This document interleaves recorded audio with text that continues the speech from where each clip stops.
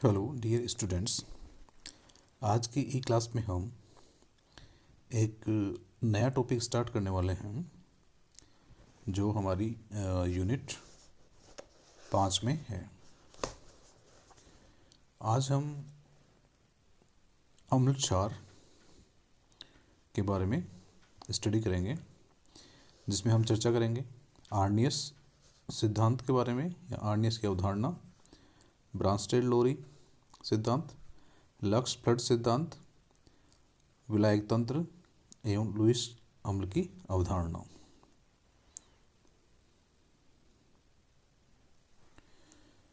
तो सबसे पहले हम ये जान लें कि अम्ल क्या होते हैं और क्षार क्या होते हैं। अम्ल और क्षार कोई नए टर्म नहीं है, नए शब्द नहीं है। ये प्राचीन समय से ही प्रचलित हैं। अम्लों की श्रेणी के पदार्थों से रसायनज्ञ प्राचीन समय से परिचित रहे हैं।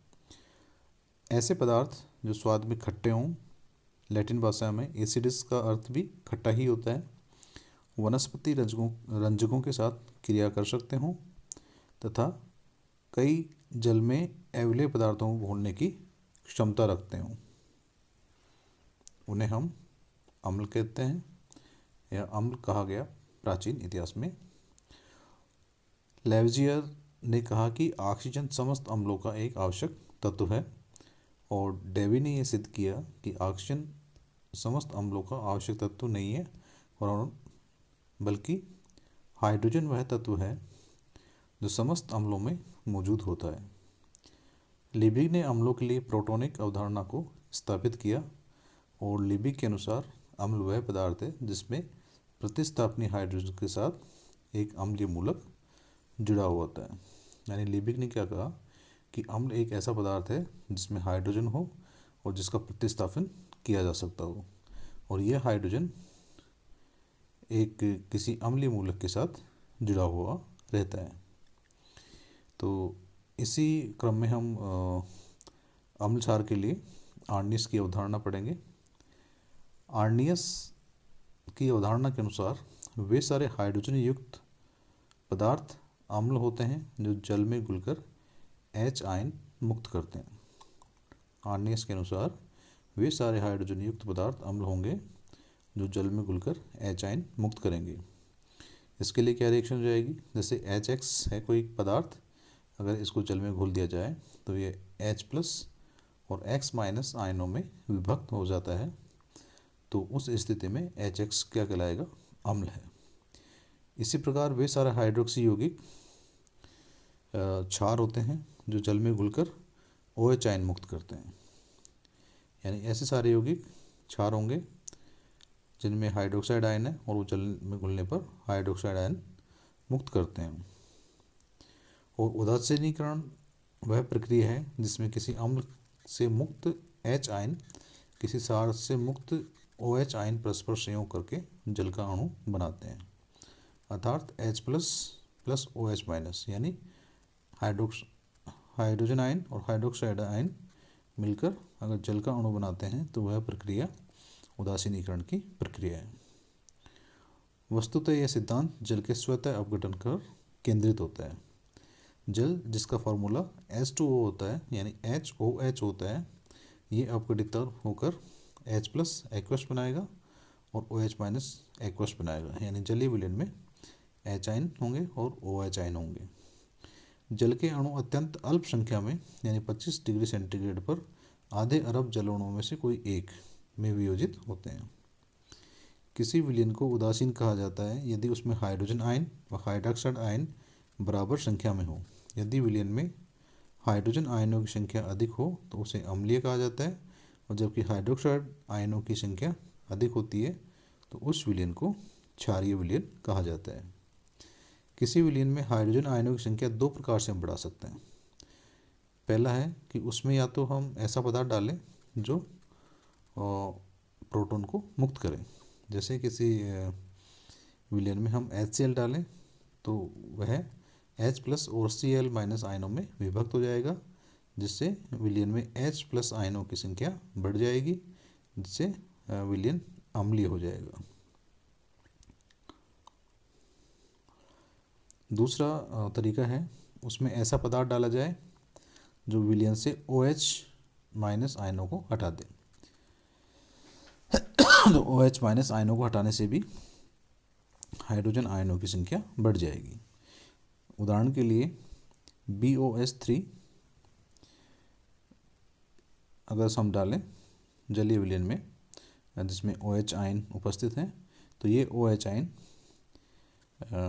बोरोन हाइड्रोक्साइड से रिएक्शन करके BOH4 माइनस एक आयन बनाएंगे। तो इस प्रकार जल से OH माइनस आयन कम हो जाएंगे, जिससे हाइड्रोजन आयनों की संख्या बढ़ जाएगी।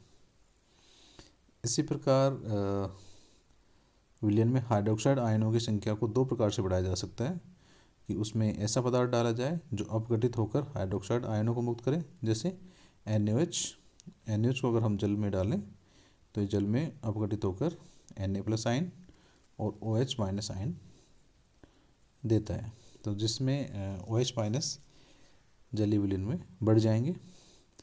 और दूसरा तरीका है हाइड्रोक्साइड आयनों की बढ़ाने के लिए कोई ऐसा पदार्थ उसमें डाला जाए जो प्रोटॉन से क्रिया करके विलयन में उसकी संख्या को कम कर दें। जैसे हम अमोनिया डालें तो अमोनिया क्या करेगा, जलीय विलयन में उपस्थित प्रोटॉन से रिएक्शन करके अमोनियम आयन बना लेगा, जिससे उसमें हाइड्रोक्साइड आयन की वृद्धि हो जाएगी। तो ये थे कि किसी विलयन में हाइड्रोजन आयनों की संख्या और हाइड्रोक्साइड आयनों की संख्या किस प्रकार से हम बढ़ा सकते हैं। अब आर्नीय सिद्धांत के अनुसार अम्लों में क्षारों की सामर्थ्य क्या होती है, यानी strength of the acids and bases according to the Arrhenius theory. कि आर्नियस क्या कह रहा है कि आर्नीय सिद्धांत के अनुसार उन अम्लों को प्रबल अम्ल कहा जाएगा जिनके वियोजन पर अधिक संख्या में H आयन मुक्त होते हों, अर्थात जिनके वियोजन स्थिरांक का मान उच्च हो। इसके विपरीत उन अम्लों को दुर्बल अम्ल कहा जाएगा जिनके वियोजन से कम संख्या में H आयन मुक्त होते हों अथवा उनके वियोजन के स्थिरांक के मान कम हों। उदाहरण के लिए HCl है, ये H+ और Cl- में आयनित होगा और इसके लिए जो वियोजन स्थिरांक है Ka+, उसका मान होगा H+Cl- अपॉन HCl, इनकी एक्टिव कंसंट्रेशन। ये सभी यहाँ पे देखिए आप, जो Ka1 is equal to square bracket में H+ है और स्क्वायर ब्रैकेट में ही Cl- है और स्क्वायर ब्रैकेट में ही HCl है। तो ये स्क्वायर ब्रैकेट है जो इनके एक्टिव मास को रिप्रेजेंट कर रहा है। इसी प्रकार एसिटिक अम्ल है, वो वियोजित हो रहा है एस्टेट आयन में और H+ आयनों में, और इसके लिए Ka2 का मान आएगा active concentration of estate ions into active concentration of H+ ions divided by active concentration of acetic acid. तो यहाँ पे दो प्रकार के साम्य स्थिरांक हमें प्राप्त हो रहे हैं, इनको हम वियोजन स्थिरांक भी कहते हैं, Ka1 और Ka2। तो यहाँ पे Ka1 is very very greater than Ka2। It means जो HCl का वियोजन हो रहा है वो काफ़ी अधिक मात्रा में हो रहा है और जो एस्टिक अम्ल का वियोजन हो रहा है वो काफ़ी कम मात्रा में हो रहा है। तो इन दोनों की तुलना करने पर यह स्पष्ट हो रहा है कि HCl जो अम्ल है वो स्ट्रॉन्ग या प्रबल अम्ल है और एस्टिक अम्ल है वो दुर्बल या वीक अम्ल है। इसी प्रकार जो पदार्थ जल में घुलकर अधिक संख्या में हाइड्रोक्साइड आयन देते हैं, वह जिनके वियोजन स्थिरांक के मान उच्च हों उन्हें प्रबल क्षार कहा जाता है, और जो पदार्थ जल में घुलकर कम संख्या में हाइड्रोक्साइड आयन मुक्त करते हों अर्थात जिनके वियोजन स्थिरांक के मान कम हों उन्हें दुर्बल क्षार कहा जाता है। उदाहरण के लिए KOH अगर का इसका आयनन होता है तो ये K+ और OH- आयनों में वियोजित होता है। तो इसके लिए जो Kb1 है, इसका जो वियोजन स्थिरांक है वो होगा K+ OH- अपॉन KOH, यानी active concentration of K+ active concentration of OH- divided by KOH की एक्टिव कंसंट्रेशन। इसी प्रकार दूसरा जो क्षार है अमोनियम हाइड्रोक्साइड, ये वियोजित होता है NH4+ OH- में। तो इसके लिए Kb2 का मान क्या होगा, NH4+ OH- divided by NH4OH। तो इसमें जो Kb1 है it is very very greater than Kb2, यानी Kb1 का मान काफ़ी उच्च होता है। इसका मतलब क्या हुआ कि जो KOH आयन का जो वियोजन है वो बहुत अधिक मात्रा में होता है, इसलिए KOH क्या है, एक प्रबल क्षार है। और Kb2 का कम है, तो इसका मतलब है कि NH4OH है उसका वियोजन काफ़ी कम मात्रा में होता है। तो इससे स्पष्ट होता है कि NH4OH एक दुर्बल क्षार है।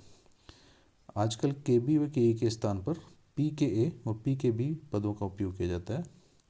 तो यहाँ पे pKa क्या होता है, माइनस लॉग Ka, यानी जो वियोजन स्थिरांक है उसका ऋणात्मक लॉग।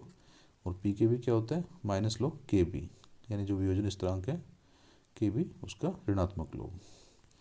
तो किसी अम्ल के लिए pKa का आंकिक मान जितना उच्च होगा वह अम्ल उतना ही दुर्बल होगा। और किसी और pKa के निम्न मान के लिए अम्ल की प्रबलता को दर्शाते हैं। प्रबल अम्ल लगभग पूर्णतः वियोजित अवस्था में रहते हैं, अतः HCl बराबर H+Cl-। इसी